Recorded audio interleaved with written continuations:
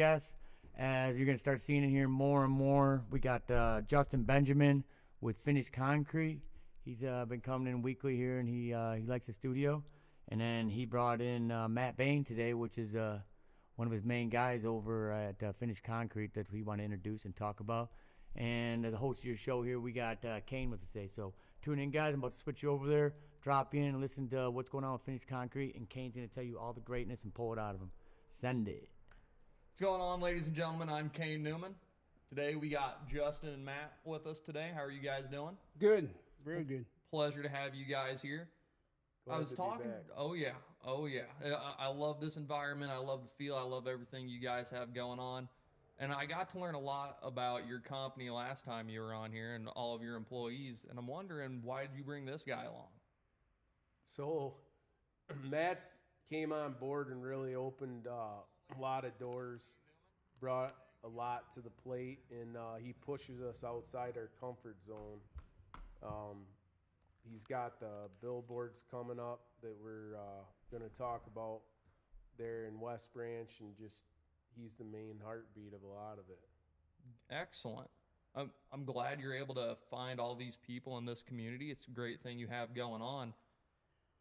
In our line of work, or anyone's line of work, everyone kind of has their own definitions. Like, my definition of clean is way different not way different. I like to think we both have a good sense of cleanliness. But what's your definition of an employee?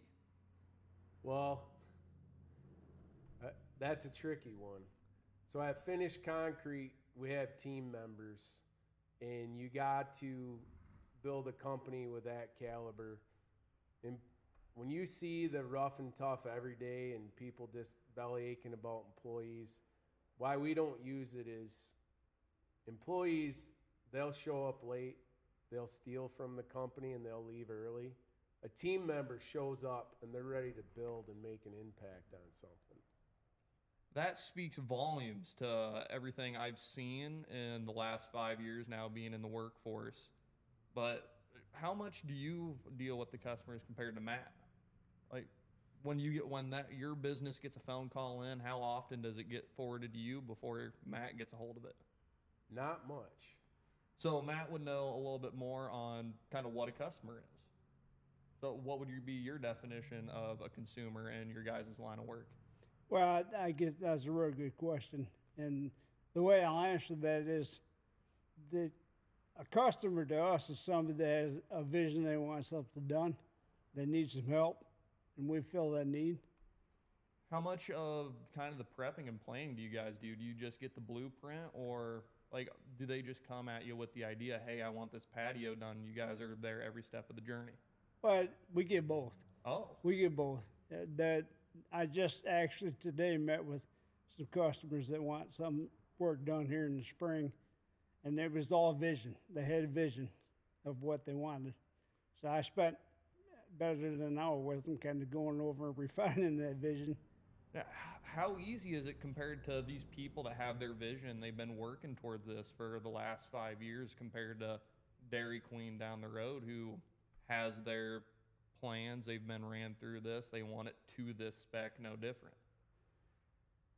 Well, what's your question? What's kind of the main differences and pros and cons compared to the two? Actually, the main difference is if there's a set of blueprints, it's easy to kind of put stuff together, right? Might not be quite as fun. Yeah, but it takes a lot of the creativity out of it. Absolutely. Absolutely. Now, what about the headache? Like, you guys don't have to go over to the consumer as much. You already have. Well, actually, I like your question. I'll answer it this way. All right. Relationships are key. Yes. Okay. So meeting with the customer, prospective customer that wants something done, that has a vision, that's where you build the relationship from the ground. Correct. A set of blueprints, you still have to do the same process, but they're totally different, two separate things. The relationship is key, and no matter which way you go with it. For sure. And you're not dealing with 12 other team members who all have to collaboratively make a choice. You got one guy you're dealing with who wants his back patio like this. But in my head, I really have no idea how much goes into your guys' line of work. I'm out there in the shop. I'm cutting pieces of 2x4.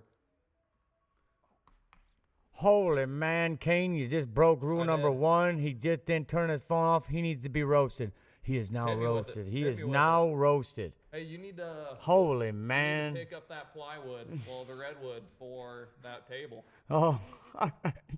But Oh yeah, got ya. moving back to the swing of things. Sorry about that, gentlemen. Well, actually, let's shift on over. What's your definition of a community? I mean, you've able to build that connection with one person. How does that correlate between the whole West Branch and other districts you guys manage? When you communicate, oh, look at that. You make an impact on one person, that word spreads, right? Community is all the people together. They know people that you don't know, that we don't know, but we do work for them. We fulfill the vision of what they had in mind. That word spreads. That's impact, you know. And you know, just constantly surrounding yourself by good suppliers like Donnie Labime at Hemco, where you can call down and have a partner that says we sold a job that's got 28 piers and we need rebar cut and bent. And that partner and that team's working for you to impress that customer. And the next thing with our ready mix supplier, and if we need to pull in a skilled mason, and you're surrounding yourself by all the right people. You're not trying to be cheap about it. People are going to treat you fair, but you're going to bring the right caliber, the right mindset to every project to deliver. So how big has your team grown in the years? I mean, if you have to correlate with all these kind of other companies who are, the way it sounded to me with the rebar, you have other people bending it for you and doing it kind of up to your standard or high quality. As that has to have grown your team in recent years. Yeah. What other ways have you grown your team? Well, that's just like a football game. When we're calling in the rebar benders, they're part of our special teams play, like in football. So you're surrounding yourself with a team of skilled people. We might not use Hemco every day, all day, but when we call them in, there's a specific reason, and they're shooting it through the uprights every time. So we have special team members, we have log carrying principals, and we're just the sum of our parts of what we get done at the end of the day equals more than what we bring to the table. And how much has that grown in the last 5 years? Because you've been a company for 25 plus years, team members for 10 to 15. How's that kind of what you thought was normal 10 years ago with your employees? How have you changed your standards for them? Well, they're all, what we have right now is we have team members that got growing families, they're purchasing houses. What else? And as hungry as they are is as fast as we can grow. They're a force multiplier. It's the heartbeat of the people inside the company. I'll add to that a little bit, because not only are they hungry, but they take pride in what they do. And when you put that combination together, where you have the skills there, the hunger's there, and the pride to make sure it's the best you can do, you can't beat that. The pride's the biggest thing. Yeah. If you can't look at a job and be happy with it, There you go. and it just comes down to borderline standard. And the way I've grown up and the household that I've grown up in, it's just what you're influenced by in your youth, at least from my point of view. And I really think it's detrimental once you get into the workplace to start drilling in new ideas and getting them really involved in to what you guys think should be the normal. And this is just me bouncing off from me working over at Standish Mill and doing something completely different here. How do you guys deal with newer employees and teaching them what they thought was normal to something that's now the new? That's good. Rug, your questions are great, man. I will say they're great questions, because when we have the core group we've got, it's very easy to do this, because the culture we have in place that Justin created 23 years ago, that's been improved on for the last 23 years, we continue to improve on it. That culture that's in place is easy to, when new people come in, because those of us that's been around a long time, this is how it's done here. You can bring your ideas and we'll implement, because that's how you improve. Yep. But this is how it's done here. So to bring people up to that standard is very easy to do when you have a core group of guys that will not lower their standard. Man, with some of these, well, how often do you guys get new employees? And by new employees, I mean fresh off the mill, haven't done a day of concrete in their life compared to people with 2+ years experience. I don't think we can really call our place a heavy revolving door, is it? No. That's a good thing. Holy cow. You should be Yeah, proud so of that. That's a hard question for me to answer. Things fall into place and we grow. The retainage of personnel that we have, of team members that we have, is extremely high. We supplement with new people as the company grows. For sure. And to answer the question, I just said, it's kind of hard because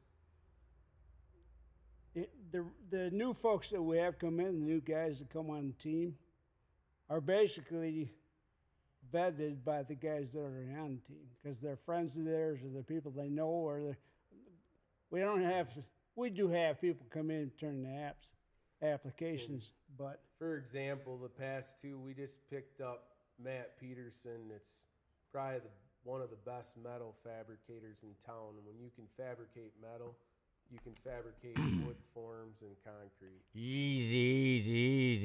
Can't correct him on the best guy in town for metal fabricating. He's sitting with greatness, right? He is sitting with greatness. he's Don't let Spanish, him. brother. Right, We're in right West behind Branch. the camera. I mean, Ah. turn it on for yourself, Tyler. Oh man, we really appreciate him talking about that guy. But I can't let that greatness. I can't. Can't even wrap my head around that. As Justin and Matt were talking about the rebar, we can now kind of greater enlarge our team. We don't have our own CNC machine along with a couple other things, but we now have access to them. And along with that, we know he does greatness. We know he really likes to do a lot of things to precision. Let's have him on the team. We want people who are better than us, not worth less than us, and we want to build them up. We want people who know more in different criteria than we do. That way it can be a team, not just a whole bunch of guys being good at one thing. You get what I'm saying? Yeah, for Heck sure. yeah, man. That's awesome. That's awesome that you're recognizing that, King, because that's all we preach around here. We're as strong as our weakest link. And to bring in someone that has a core values and an asset of their skill trade is awesome to add to the team, especially when you don't have it. I want to kind of build on something Justin was talking about earlier when you asked the question about how we're growing the company. Yeah. The company is growing not just from the people we bring in and the jobs we get, right? For sure. The company grows by the specialties plays we have, the connection and the relationship we have with the vendors, even our competitors. You know, that's how this team grows, and to have the value, to show value that they bring to us, we also hope we bring the same value back to them. Yeah, I love everything your guys' company likes to stand for, and I know I'll say it a lot of times throughout this podcast, but everything you guys seem to preach just speaks volumes to what I think the basic standard should be. In your community and everyone you've impacted, how often do they let you know that you guys are doing greatness and everything you guys are doing is up to standard? And it comes in packages, don't it? Yeah. Oh yeah. We get praise.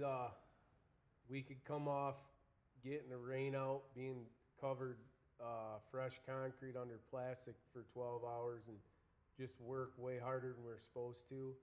And we'll roll in the shop the next morning and there'll be emails of people eager wanting to pay their bill and they're impressed and they tip the guys on the way out the driveway. So that's why I say this energy you create, that it just casts. And it comes in packages, and we'll have days where we're hitting home runs all morning, and Matt and I will get a call, and there's a dump truck or a trailer with a blown tire blocking an exit on I-75 that we got to deal with, you know. Oh, tell me about it.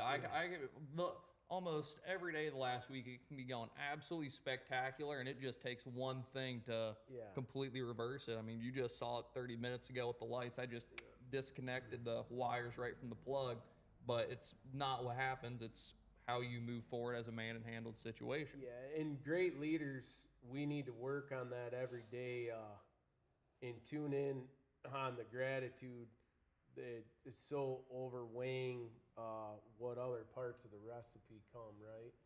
And I'm trying to train on that every day to send me the biggest bad news, and you don't let it, choke up your head. You don't let it get you in the weeds.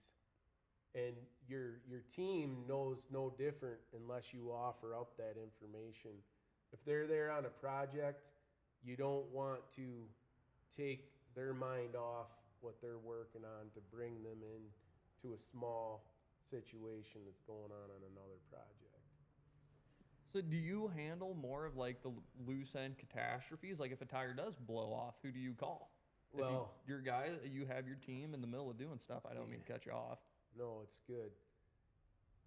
Hey guys, not to interrupt, but we got guys watching. We got a Dave Walzak watching. He's gonna start asking if you want any questions out there. So we got viewers in right now live, guys. And if you're just tuning in, I'm Tyler with Whatever Blows Your Hair Back, and we got some great guys in the studio today. We got Justin Bender with Finished Concrete, and then we also got Matt Bayne with Finished Concrete too. And Kane's hosting it and just letting them know. So if you're viewing and you're watching this right now, tap in and you can get your question in here. I'm talking to Dave right now.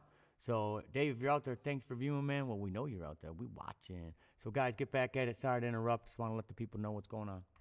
Yeah, Dave, holler if you have any questions. Yeah. But continuing on, how much has West Branch changed, at least for you and Matt, in the last 25 years, kind of indirectly and directly with your company?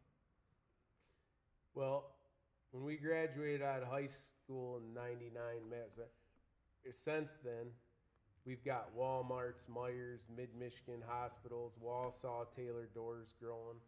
And Matt will testify to this. Just the breadcrumbs of those projects of us being involved with the pumping, the snow plowing, the facility maintenance, the saw cut and removal. I mean, it was a game changer. I graduated in '86. Boom, that's when I was born, baby. 86. There you go. Represent. So I've watched West Branch grow. I watched him grow this company before I came on board with him. All right. And the question you asked, how much has things changed? It's changed a lot since I graduated. But Justin made a really good point.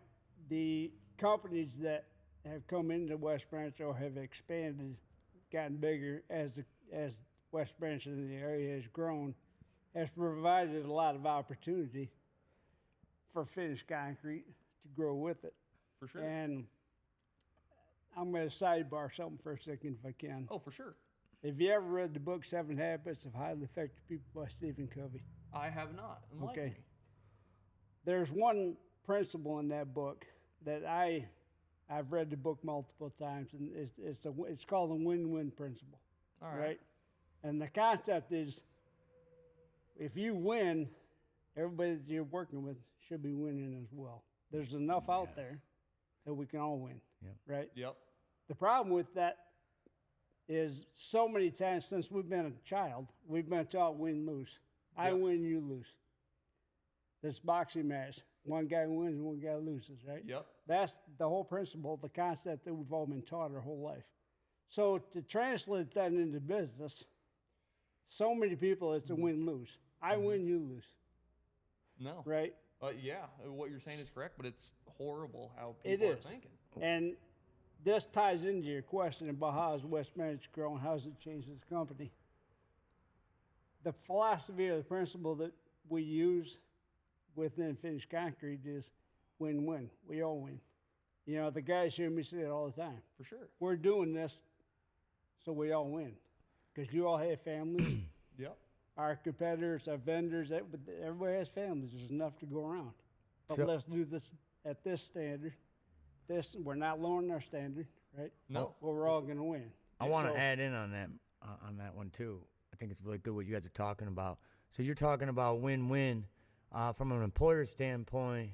That's what you want, right? But what I see out there is who can hire someone for the least amount, right? It's like, what's the least amount that this person will work for that I can hire for him? So let me know if you guys see that train of thought out there and how you combat that. I'll chime in on You got that that one? Yeah. All right. All right, this is cool because I just had this conversation yesterday with the guy, and he owns a company up in West Branch. He cuts meat. He said, "Do you want a $12 an hour guy cutting your prime rib, or do you want a guy paying real good money to cut your prime rib? Which one do you want? The guy who's getting paid more. Why?" Just to answer. Because you would believe the money worth. You should be getting paid. Well, your dollar has a certain value There to you it. go. The more you give them, you feel So as if you should be getting more value out of it. I agreed, 100%. That being said, That's not how it works. Nope. that's not how it works. I can see myself walking into this trap. Yeah. It should work that way. Okay. I like that. It's all mindset. For sure. Yeah. And to answer your question there, the way I feel the way we combat that is because of the culture that's been created, and then we hold this culture very sacred within the company. That's why not every person that walks through the door and wants to work with finished concrete comes on board. Not that we've got anything against them, whoever it may be, Yeah. but because of the culture and standard we have, and the lives that we affect and the impact we want to have, we make sure that that person fits this culture, and whatever the pay happens to be, we're going to make it work. So, on our end. so I guess what I would say to that is, okay, Joe Schmo comes in. He says he's a master, concrete pour, whatever, and you know the standard wage of what you come on an introductory guy is $20, and he's coming in saying he's 40, but then he had some union experience at 80, and then you guys have your standards of what you bring your people in at. Can you tell me how that conversation breaks down? Anybody? Justin, you're the guy hiring. Let them know what's These good. are the guys. These questions I'm asking you, ask Kane. Well, these are what I ask, and this is what I go through. We just stand by what morals we got, and West Branch obviously ain't gonna pay or support pay scale of someone who's tying rebar at the Joe Louis Arena in Detroit, right? Yeah. That's the same question. Yeah. We just got to be real, and if people put in extra in the time, I mean, I'll watch people drive 2 hours each way for a higher wage, but they got 4 hours on the road, and we've recruited people that say, I got 4 hours of drive time in my life back, and I am making the same amount of take home at the end of the year as I was driving. So that stuff is a little overrated, and we'll have that, but like I say, our crews are out. Here's an example. The West Branch super crew wage we could pay Wednesday, we were scheduled for 13 yards in the morning and 13 in the afternoon. And my foreman, Corey Noble, changed the afternoon pour from 13 yards to 33 and a half. So he'll see a reflection on his check for that and the crew he brought with him. You know, you got to divvy that up even between 10 or 12 people that earn vacation. It's not one guy getting 8 hours earned vacation, it's 15. So what's that, 120 hours a month, whatever the math is, 8 times 15. Yeah. So you reward it when the proof's in the pudding, right? And that's kind of what I'd say to Kane is, hey, you get a $100,000 contract walk through here. You get to be the big swing, and you know who walking through the door, and you can that's when you get that power to speak what you're worth. But back to the rebarb guy doing 8, so there's a standard hit that what's called minimum wage that tries to answer that question that I just asked, right? The answer is, well, the world came up with what you're worth, and the community gave it $18 an hour or $15 an hour in this community, and there's your answer.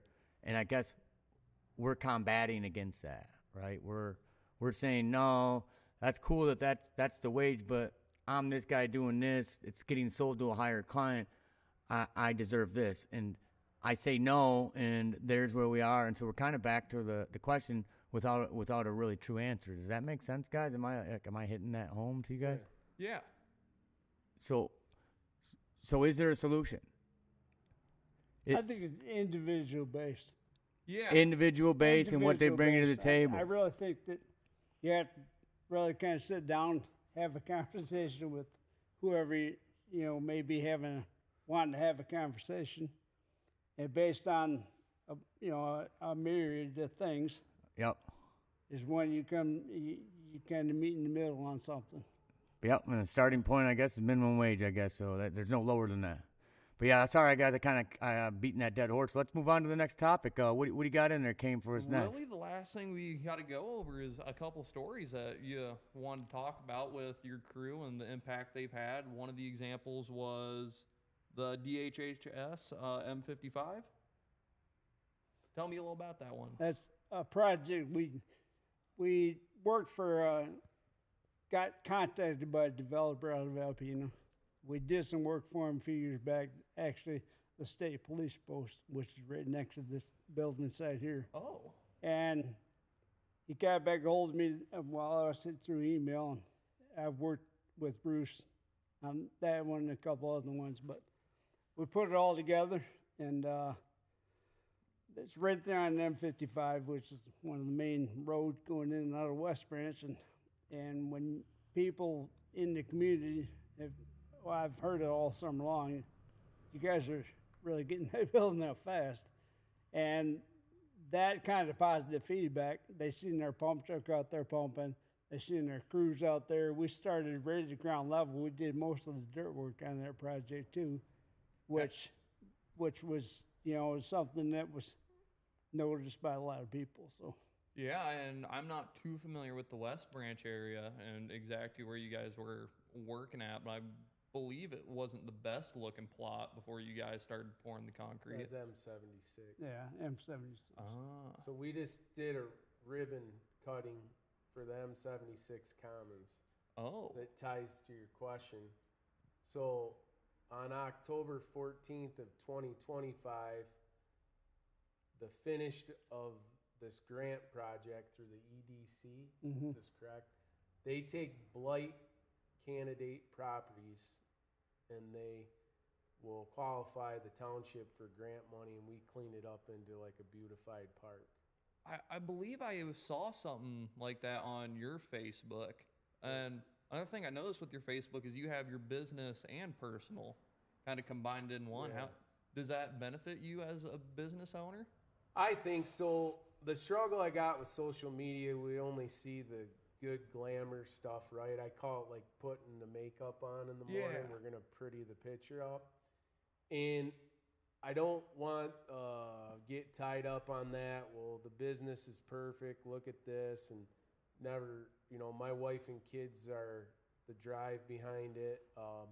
The competitiveness that they got and we have in the work field, and just showing that purity, not trying to, make something up every day that, just making it up, Yeah, no, and as you were saying before, I believe we actually want to wrap this up pretty quick. You got senior night for your two kids that you're going to go take a little time off and make sure to go spend that there. So Xander, our oldest one, we're walking him out on the football field tonight for senior night. So. And that's the one who has a power washing business, right? You're correct. You got to be proud. Yep. What's up, Ryan Cross and Charles Hijack? Man, thanks for tuning in, guys. Thanks, Ryan. Thanks, Charles. Thanks, Dave. I appreciate you guys watching in on us right now. Yeah, you guys, I'll just shout out to the guys watching us right now. Do they have any questions before we think about wrapping this up? Throw them at us. Yeah, we're just talking to them. They're just watching, so I just want to let you guys know that's going on. And if you guys got any save rounds, anyone watching out there, or you guys on the show, or Kane, you guys speak your mind now and let us know. And give the audience a chance real quick. Yeah, that's fine. They got it. Oh, they got it? All right. The Smiley Tower, you say that your business, your HQ is located at the bottom of the Smiley Tower. That doesn't ring a bell. What kind of significance does that Smiley Tower hold to you guys? Well, Matt needs to touch on that. That Smiley Tower, everybody knows the Smiley Tower. All right. You drive from down south heading north, You know you're at Westminster when you see that Smiley Tower. You see it from the highway. And it's a big yellow Smiley Tower, right? Yeah. Well, we end up getting The building's 27,000 square foot and 14 acres Dang. around it. So we ended up last year doing some development on that project, on that grounds right there around the building. The purpose and the meaning behind it is when I walked that and our team bought into it, when you walk the industrial park, it could use some work, okay? Yep. Well, we kind of said, why us? There you go. There's the Smiley is. Tower, That boys. rings about. I think I've seen the back. Yeah, we all seen the Smiley Tower. Shut up, West Branch Smiley Tower. We brought in our resources, and literally the voice in our heads, like, what got us here? Why is this all aligned, right? So we bring in a partner of ours, Tony Rosebrew from TR Timber, and he starts clearing ground. Matt's self-performing stumps. We get a phone call from the city of West Branch that when they're going to redo Houghton Avenue, they have 200 loads of existing subgrade to come in out from under the street. So we got a bunch of equipment there, and Matt starts self-performing, and I got to give you this story 5 miles over the speed limit, but you need all the parts. Oh yeah. He starts moving black dirt, and there's like 4 foot of black dirt over 2 acres that has to be moved. And we sold this back to Bunnings. We got a $12,000 credit. And as we're moving this black dirt, Matt and our team, Dave Likovic, are like, you're going to need a bunch of float stone to dry this property up. It wasn't planned. It wasn't in the budget. We order the float stone to dry the property up prior to getting our 200 loads of fill. And the exact amount of float stone we needed was $12,000 to the T. Oh, talk about everything happening for a reason. So, trusting God in this move, there's purpose why we're here. We get all these loads of fill, and you want to talk about some West Branch history. Are you guys ready? Yeah. They're hauling in all this existing fill out from under Houghton Avenue, and it goes back so far that they're digging up the logs that the pioneers originally dumped under the road are getting hauled to this site. And it's full. Matt will tell you how that corduroy works. It's corduroy. It's called the Corduroy Road. What they used to do way back then, they would cut logs down and lay them. Yeah. And then you push sand over them. That was the foundation of the road. Well, what he's talking about, when they dug all this subgrade out and hauled it to us, there was logs that had been cut 100 plus years ago, put under that road. With the axe marks. With the chopped. axe marks still on the logs. Dang. Yeah. Is there anything else you guys found while pulling out the roads? Well, Jimmy Hoffa was not there. Oh, Just saying, them just union saying. guys, man. Woo. So, and it's even like the history of the black dirt, the West Branch DPW in the 70s dumped it on this property. Then we get that moved, and then we get all the corduroy that the pioneers dumped. And the whole project, you remember how I talked to you, like, when we go to work, we're adding up more than the sum of the parts we bring to the table. I mean, we just made some West Branch history. We saved the corduroy. We added on real estate by, like providing semi-parking. We're clearing trees. You can see the neck of that Smiley Tower. And we plan on using our in-house resources to build a flex industrial park to, bring more organized business in. Yeah. The clip that you played for me earlier before we started this podcast, would you mind actually pulling that up and playing it for the audience to hear real quick? Yep. So, But how, Yeah, we'll get that pulled up. Hey guys, if you're just tuning in, I'm Tyler with Whatever Blows Your Hair Back, and we got some greatness on the show today, like I'm always talking, because that's what we bring in here. And Kane's getting the good information out of them. And once again, we got Matt Bayne and Justin in here with Finished Concrete, and they're the head honchos over there. And They're just filling us in all the great stuff that they do for the community of West Branch. So I'm gonna shoot it back at them. Just filling you guys in. Like, comment, subscribe, whatever you got to do. Click below, do the thing. Bye. You play that thing real quick. So this is great. The secrets of highly successful groups is some of our principles. Partners succeed not because they are smarter, but because they work together in a smarter way. They are tapping into a simple and powerful method in which a group of ordinary people can create a performance far beyond the sum of their parts. This book. Nice. That's a powerful. Gave me chills down my spine. How did that feel hearing that as a business owner and everything you stand for? First time. It's something that's real that can happen. Most ordinary groups get a mediocre idea and they don't do nothing with it. Which you can take mediocre ideas every day and you can kick extra points and field goals with it. And, you know, here's interesting facts why some fast food restaurants revenue is almost double than the next one down the road. And it starts with the core group, the culture, the customer service, the upgrades. So it's what you put into it. And we're training our guys. We want to train the community. We want to train our material suppliers, our partners, our competitors. When Matt started here, do you know how much we feed to competitors to set them up for success? We treat them more like someone on an asset list than a liability. Really? You know? And when you're doing this, you can call and pull strings, and this is like true evidence and core values of why you can equal more than your standard sum of your parts at the end of the day. Well, it goes back to that win-win principle, right? There's enough out there. And I'd love to keep talking, but I also want to save a lot of information for the next future podcasts we have going on. Matt, was there kind of anything else you wanted to touch on? I just want to appreciate your time. Yeah. Appreciate you guys having us. I appreciate both you guys coming in here, letting me kind of rattle your brains, see what you guys have going on for not just me and Tyler, but the entire audience we have out there. Justin, is there anything else you want to tag on? No, I'm very blessed. I got a great partner here. He's the face of the company. He's recently trained up Nick James, and that's been another force multiplier. For sure. We got a lot of new things coming up here in the future.